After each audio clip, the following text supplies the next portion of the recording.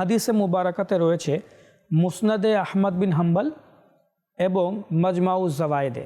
এই হাদিসে মুবারাকাটি বর্ণিত রয়েছে, ক্বালা রাসূলুল্লাহ সাল্লাল্লাহু তাআলা আলাইহি ওয়া আলিহি ওয়াসাল্লাম আকসিরুস সলাতা আলাইয়া ইয়াউমাল জুমুআহ ফাইন্নাহু ইয়াউমুম মাশহুদ তুশহাদুহুল মালাইকাতু লাইসা মিন আবদিন ইউসাল্লি আলাইয়া ইল্লা বালাগনি সওতাহু হাইসু কানা কুলনা।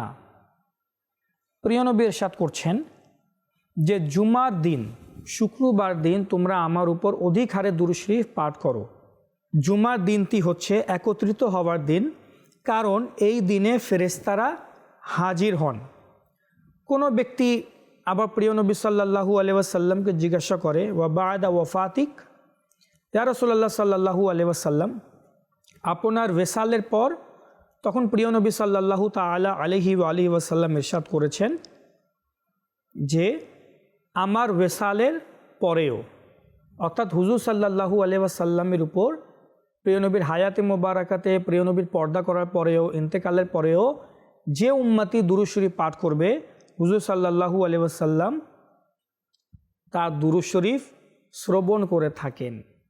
আর অপর এক হাদিসে মোবারাকাতে প্রিয় নবী এভাবে ইরশাদ করেছেন, যে হাদিসে মোবারকাকে ইমাম সাখাভি, ইমাম নাভানি এবং ইমাম আবু আবদুল্লাহ দালাইলুল খায়রাতের মধ্যে ইরশাদ করেছেন যে প্রিয় নবী ইরশাদ করেন, আসমাউ সলাতা আহলি মুহাব্বতি ওয়া আরিফুহুম, আমি আমার প্রিয়জনদের দুরুদ নিজের কানে শুনতে পাই এবং তাদের পরিচয়ও জানি।